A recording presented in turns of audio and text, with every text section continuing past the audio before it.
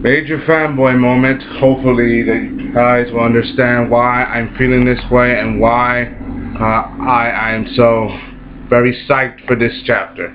Hope you're doing this fun. This is Sellavin Adams giving my latest review of Naruto chapter 693 once again. Now that the big bad is over, Sasuke and Naruto are finally going to have their epic conflict. But now that things are gonna they're gonna choose a certain location. I won't review that location till the end of the review, but you get the point. Now that they're really gonna do this now, how they're gonna do this as best they can. I mean, remember, Sasuke said he wants a revolution. He wants to become Hokage to change things, but he wants to do it his way, not the same way as the Hokage of the past. And he also wants to get rid of all the tail beasts, because he blames them for all the havoc and destruction. Remember, the wars and conflicts started because of tail beasts. He said it wasn't for tail beasts, his life wouldn't become miserable. So he has a great deal of hatred for the tail beasts to the point where he wants to annihilate them. In fact, he even wants to annihilate Naruto as well, since he pretty much has all the tail beast chakra inside him at once. He's pretty much an adjective for a tail beast, which makes him a Jinchuriki for all the tail beast chakra at once, which means he's going to destroy Naruto as well. So it's going to be an epic fight between Naruto and Sasuke, but he doesn't want to see the tail beast become destroyed. Remember, Naruto has the special gift to make friends with virtually anyone and anything, including the tail beast. He doesn't want to see them all destroyed. Now that they finally got their freedom and they're free of all this darkness, and Naruto, in fact, even Sasuke offered to destroy Naruto last, but Naruto refused, saying he's not going to let any of that happen. So Naruto, for Sasuke to achieve his dream, he's going to take out Naruto first. So basically, they're going to clash right away. Just on my notes, just a towel on the door. Damn shoe. Hopefully, just don't pay attention. But you get my point. When this episode is about resolution, we're finally gonna have an arc later. One of the things that touched me the most is Sakura's plea. She shed a tear. She cried for Sasuke. Yet it still fell on the. Yet it still. Sasuke still couldn't be reached by her words at all. To the point where the only thing he did say to her, you're still annoying. Those were the words that he said to Sakura when he left the Hidden Leaf Village. It's like parting words. There's literally. We'll just let it be open and just ignore it. But you get my point. She still loves Sasuke, even though everything he's done, and she even devoted. She said she would be there for him if she just. And things will go back to the good old days if we just stayed off this dark path. And she's so frustrated with herself, knowing that the person she loved never went now on the right path, and now become this person of darkness, which makes her very, very, very sad and very sad, grieving, because the person she loved now has turned into this. A person who was literally going to fight against his friends, the world they knew, and turn his back on everything. And she even tried to kill her. So basically, her emotions are very conflicted. Yet she still cried for him because she loves him. And Kakashi even noted that as well. It still hurts.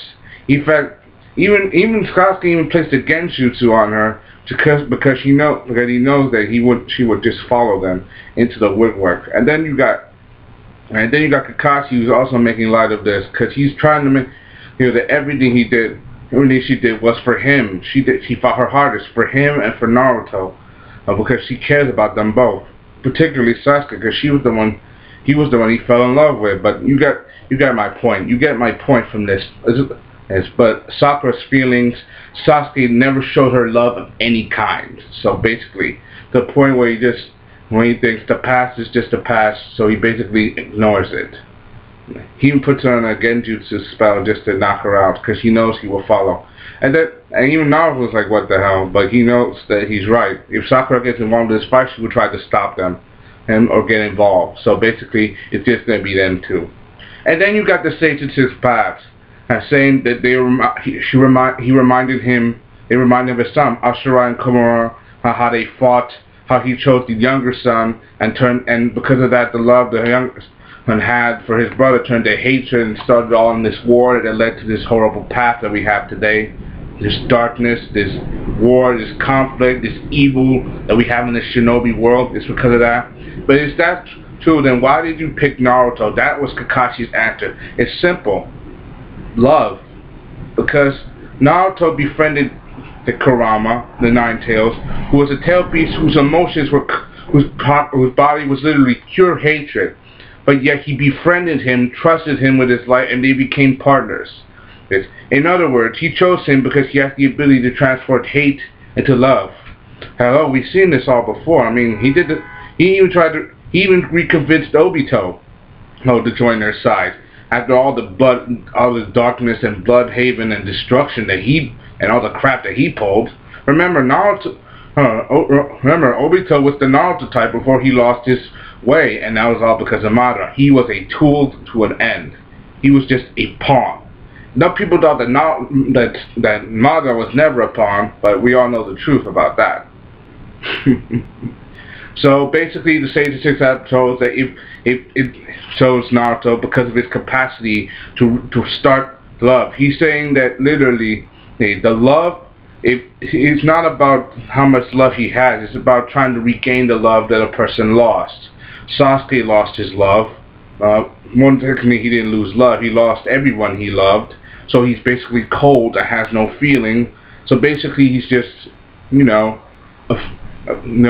just cramped up with no feeling. He doesn't feel anything. While Naruto, even though he lost his parents, he still had the love and respect of his people, the people around him. And he values Sasuke, even despite all his wrongdoings. He both as a rival and a friend. And remember Naruto's words.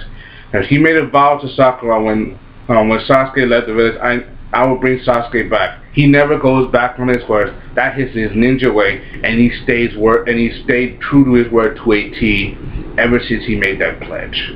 That is Naruto. And that proves that Naruto has really matured to this fact.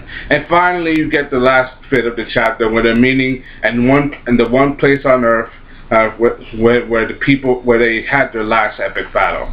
The first epic battle Naruto and Sasuke ever had.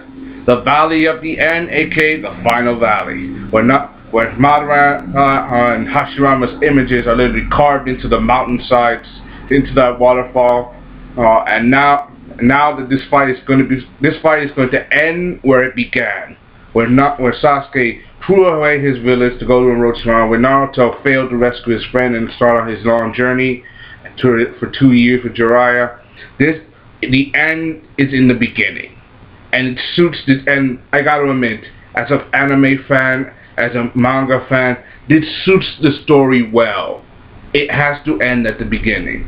So basically, yeah, I give this a thumbs up, a possible 8 out of 10, because how this chapter was perceived. They're gonna end where it began, and then there's Sasuke and Naruto's final words to each other, saying, "Your brother told me before his death, a Hokage is not selected by his strength; he's selected by the people." And then you got Sasuke's words thrown back at him, saying, "I want to become Hokage, but our decisions are clearly different, and I will show you the way of how to become a Hokage." And that's how it ends, and with a conflicted message saying, what is Sasuke's gonna do next?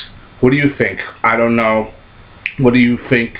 I want to see what happens next. I want to know what you think. I want to see the conflict. I want to see what happens next. I want to see. I'll put the link down in the description. Hope you enjoyed that one in the Sellavin analysis. You gotta see this for yourself. I may have spoiled some of it for you, but this was by far a very unique chapter because, like I said, the end is in the beginning. And this suits it well. Bye.